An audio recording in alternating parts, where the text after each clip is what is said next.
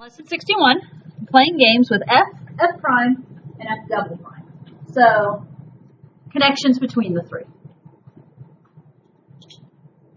On these, it's going to be a lot of setting up equations and using the given information to be able to find what they're asking. Like, for instance, in the first one, they're asking me to find a and b. So, given that f of x equals ax cubed plus b. So, they're giving me an equation that the graph of f passes through 2, 25, and that f prime of 3 equals 81, find a and b. So think about some of the information they give us and how we could use it. Thoughts of where you want to start? Finding a through f prime. Okay, so if we are given f of x equals ax cubed plus b. It also gives us information about f prime, correct? So it would make sense that we would want to find f prime. So if I find f prime, in other words, first derivative. And keep in mind, a and b are just numbers. They're taking the place of constants, okay? So now, what would be the derivative of ax cubed?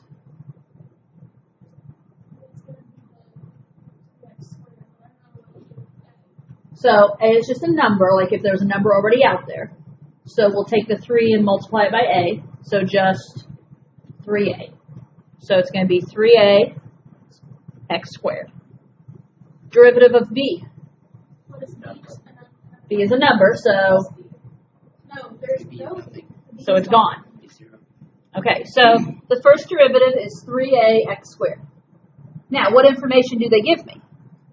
The first derivative evaluated at 3 is equal to 81. So that's saying when you put 3 in place of x, this derivative is equal to 81.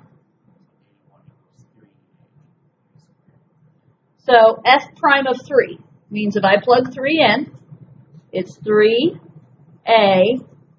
times x squared, so times 3 squared, and that equals 81. Because the statement they gave me was that f prime of 3 equals 81. So f prime of 3, I plugged 3 into my derivative, it has to equal 81. Notice I have an equation that I can solve. Right? 3 squared is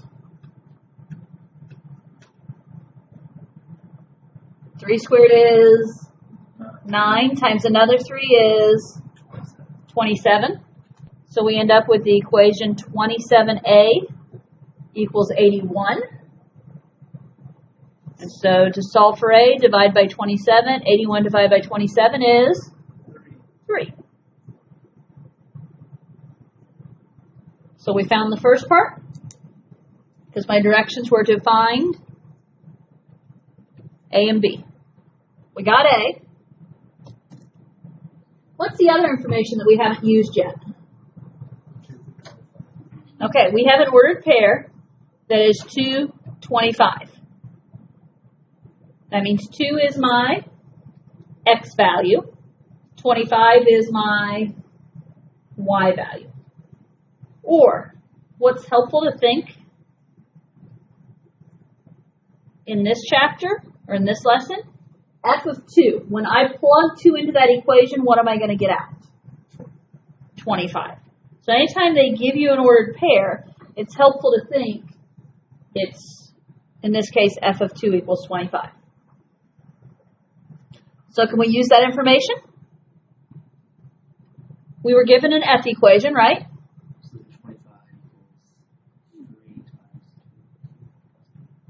Okay, so f of x equals ax cubed plus b. So if I plug 2 in for x, that's a times 2 cubed plus b.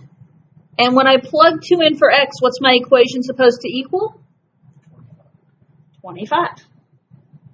So kind of similar what I did with my derivative. Plug the number in, it's going to equal this. So 2 cubed is 8. So 8A plus B equals 25. But we know A. A is 3. So 8 times 3 plus B equals 25. And so B is going to be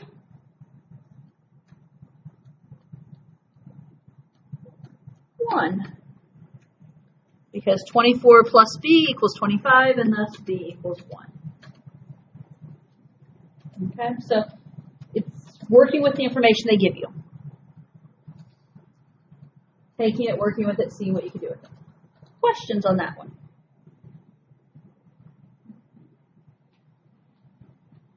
Okay, let's try example 2.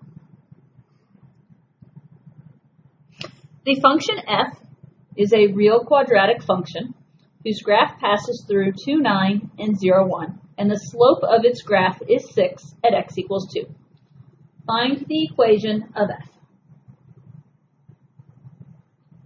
Okay, so we're going a different direction with this, right?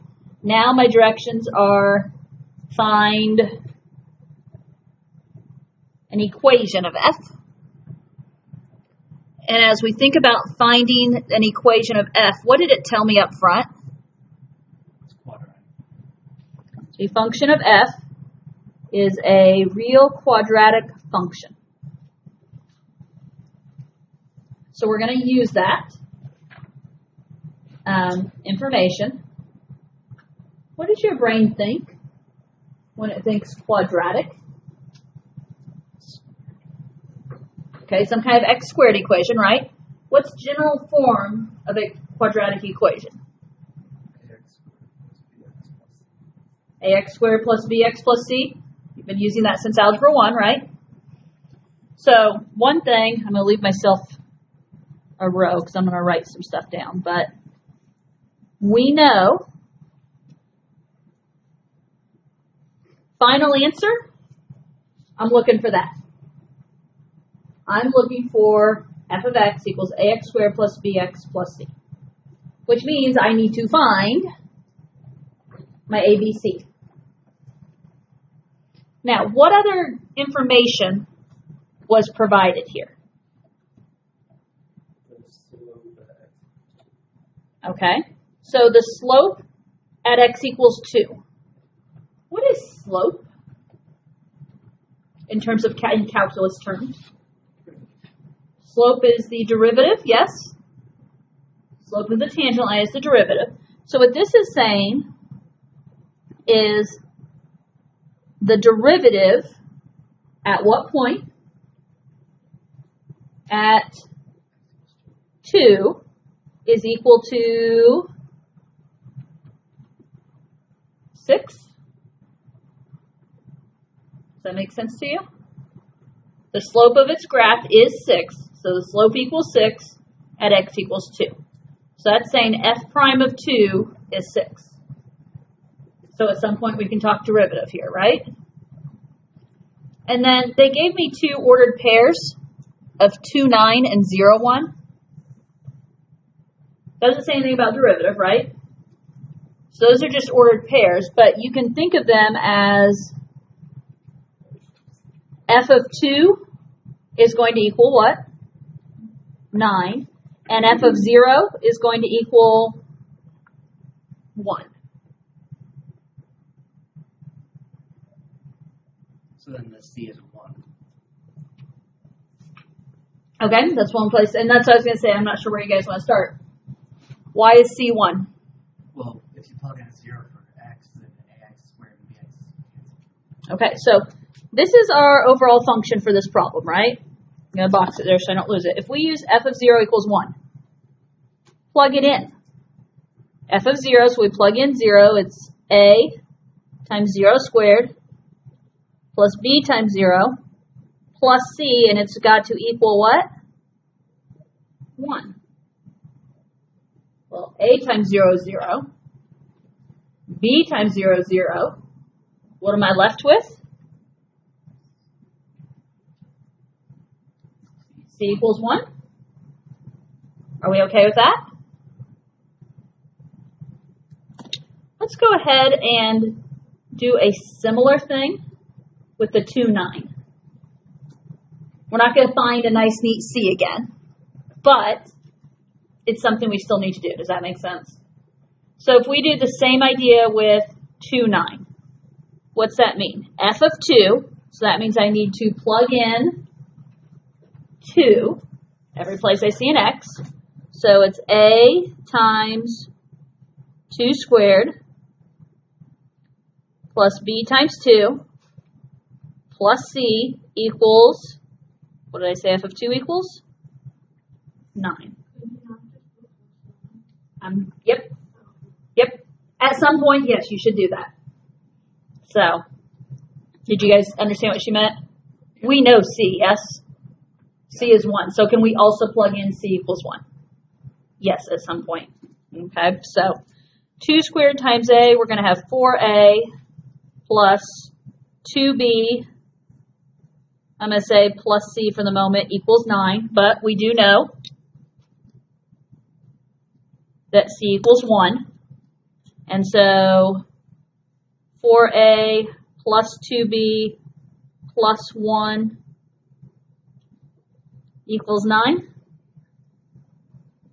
Where was my brain going with that? You saw me. Okay. Would it make sense to go ahead and subtract the 1 over? Yeah. My brain added the 1, but then, yeah, you caught me. So I would use the form of 4A plus 2B equals 8. Now, does that tell me A or B? No, but I'm kind of semi-boxing it. Hold on to that thought for later. That's what I got. But do we know that? No, because it could also be, A could be 1/2. We can throw fractions in there, right? I like this comment. Okay, so go back to our original problem. What have I not used here? 2, 6. F prime of 2 equals 6. So what should I go back and find?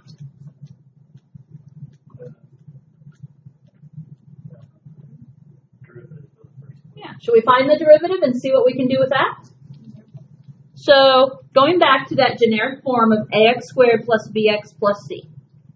Derivative of ax squared. 2. 2ax. Derivative of bx. Derivative of bx. B. Derivative of c. 0, gone. So the derivative is 2ax plus b. Now, we were told what? F of 2 equals 6. So can we go ahead and, F prime of 2 equals 6. Can we go ahead and plug that in? So F prime of 2. So that means every place I see an x. So 2 times A times x is 2 plus b. And we know that equation is going to equal 6. Clean it up. 4a plus b equals 6. Elimination. Whatever algebraic technique makes you happy here. I have 2 equations, both with the same variables, right? Both a, b variables. So elimination probably makes the most sense. Honestly, you might be able to just do some guess and check, some visual stuff here, but elimination is the method that officially you should use. And so if I have 4a plus 2b equals 8, 4a plus b equals 6, are you okay if I say to subtract those? 4a minus 4a, 2b minus b, 8 minus 6, 2. So then I know b is 2. If b is 2, do your math, and a is 1. Sorry, I didn't write any work down for a being 1. Are you guys? That's doable, I assume, in that case? I mean, come on, calc may be a struggle sometimes, but that's really easy algebra 1 at this point in your life. Right? Okay, so what was my goal? An equation of f. Have I done that yet? Not yet. No. Do I have all my information though? Yes. Yes. So we were going for ax squared plus bx plus c. I didn't really leave myself a good spot to write this. I didn't. I mean, I guess I'll put it right down here. What do we got? F of x equals ax squared, so 1x squared plus bx plus 2x plus 1.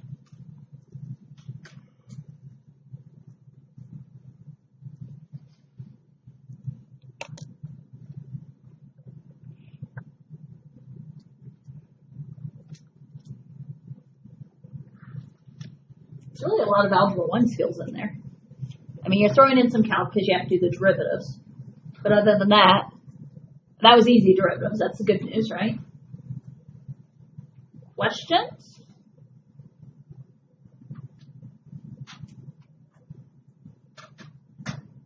Okay, example 3. It is.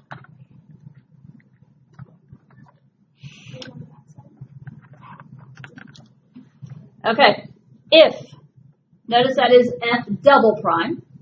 So if the second derivative of f equals 10, if f prime of 0, so the first derivative at 0 equals 2, and f of 0 equals 3, what is the equation of f?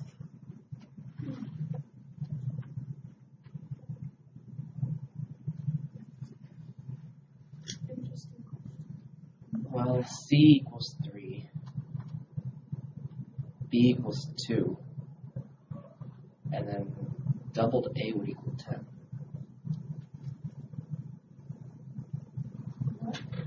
I got the first 2 parts. And Say that again, Jack.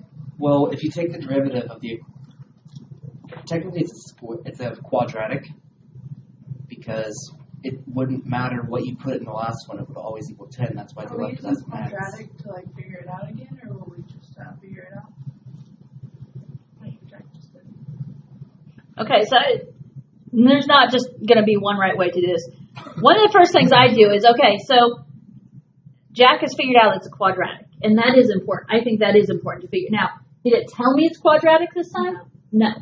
So it's not just that, oh, I'm going to assume it's quadratic because the last one was. That's not my reasoning, okay? It puts the X there and the F double prime X. Yeah. Think about it this way. Right here, the second derivative is equal to a constant. So this is like saying, I don't know if this helps or not, but it's like saying the second derivative equals 10. So my second derivative is just y equals 10, if you prefer to think in terms of y.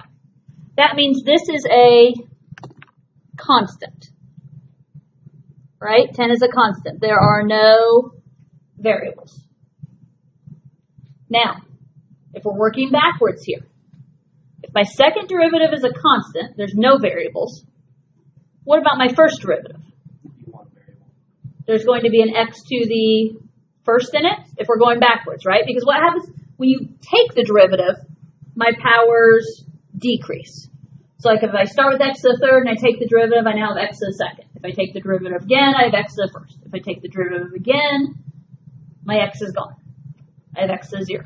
So this one, we're working backwards. I have no variable. So if we go back to the first derivative and you add a variable in, it's going to be an x to the first. Or in other words, think in terms it's going to be a linear, because it's going to have an x to the first. Okay? If you then, that's the first derivative. If we go back to our original, what's 1 up from an x to the first? X to the second. And so that's what takes me through the idea this has to be a quadratic. Because if I start with the quadratic, I take the derivative once, I'm at a linear. I take the derivative a second time, I'm at a constant. I know I have to have a constant here in my second derivative. So to me it's helpful to realize we are thinking quadratic again. Okay?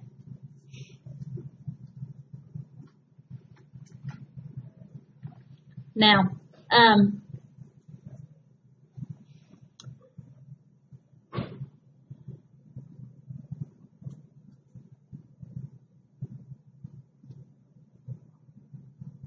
trying to decide how I want to correlate to.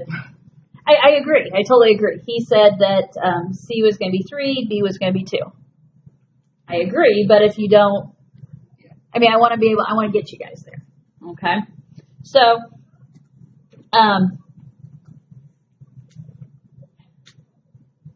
okay, think about it this way. The first derivative is going to be equal to the integral of the second derivative. Let me write this down and see if it will make sense to you. F prime of x is going to be equal to the integral of f double prime of x. Give you a moment to write it down and then let's process. Because if you take the integral of something, what's it going to do? It's going to move you up in powers. What's up in powers from the second derivative? Well, that would be the first derivative.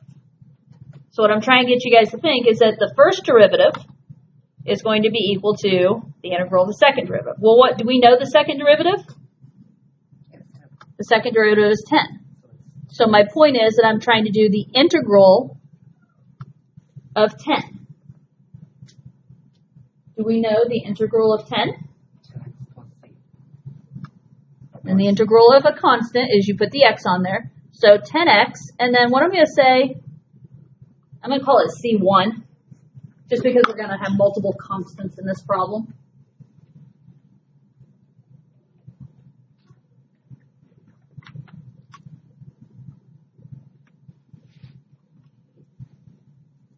Are we okay with that thought? Or is that not a good thought? You mean with labeling as C1? Yeah, or just the fact that how I got there. The idea that it was the derivative we're talking about. The first derivative is the integral of the second derivative. We know the second derivative is 10. So if we integrate the second derivative, we're at 10x. You always put a plus c on integrals, right? So now, that 10x plus c is equivalent to the first derivative. Were we given first derivative information? F prime of 0 equals 2. So I could use the idea I just created, f prime of x is equal to 10x plus c1. So f prime of 0 is equal to 10x plus c1, but that equals 2, except that I forgot to plug in my 0 there.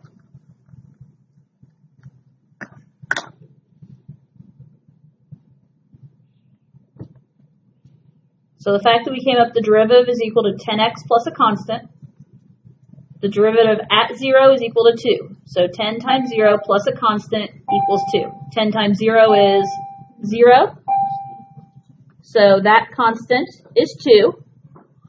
So now, what is my derivative equation? F prime of x is equal to 10x plus 2.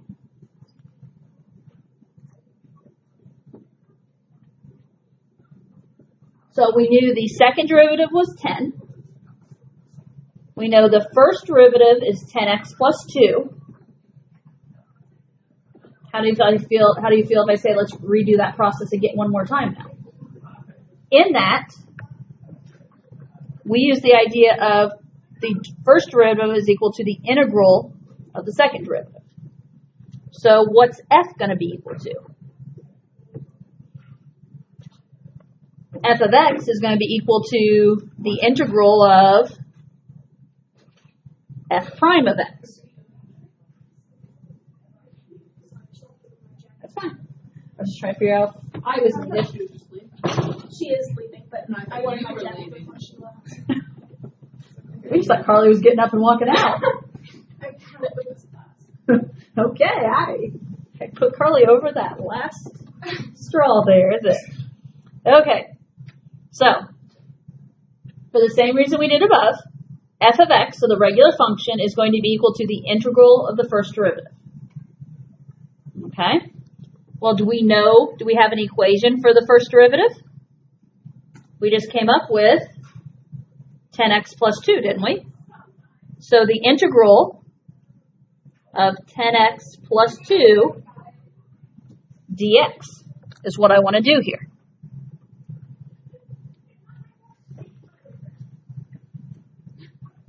What is the integral of 10x? 1/2 10x squared. Okay, so you add 1 to the denominator, yes? No.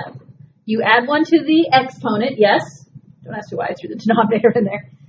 So it becomes x to the second. You divide by that new exponent, and 10 divided by 2 is 5. So 5x squared plus integral of 2 is 2x. And this is an indefinite integral, so we always tag on a c. I'm going to call it C2. This is why I called it C1 earlier, because we have multiple c's happening in the same problem. So can we use the same idea as last time? I just wrote an f of x equation.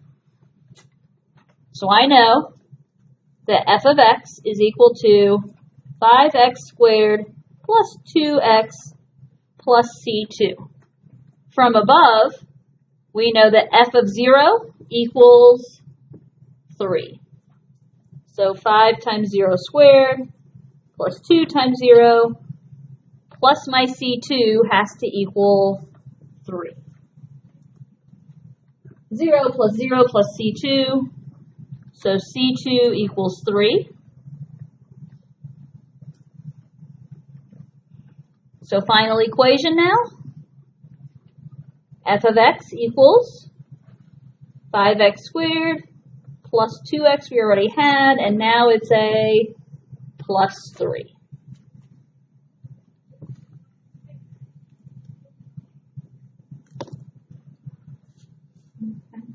And I get some of you guys saw, I don't know if you guys all saw all the pieces from the beginning, but I know some of you saw, I know that C is going to be 3, I can see that B is going to be 2. This is kind of the reasoning, how it all can actually work together. Okay. Questions? I understand the 2 and the 3. So it's the C1 and C2. Okay. So 5x squared came from the integral of 10x. When we integrate, we add 1 to the power. So it was at 1. 1 plus 1 makes it 2. And then you divide by that new power. So we normally would say x squared over 2. But there's already a 10 out here. And so 10 divided by 2 is going to be 5. So that's 5x squared. If it works better for you, when we had 10x, so it's 10x, you do 1 plus 1, and then you're dividing by that 1 plus 1 if we go back to the very beginning. So that's 10x squared divided by 2, and then it's just simplifying. 10 divided by 2 is 5. I just got lost on because I understood how we got from 5x squared plus 2x plus C2. I just didn't know how that became A all of a sudden. Okay. That's where I got lost. Okay. Yeah, it wasn't that we ever really found A. Like, we kind of found the 3, we found the 2.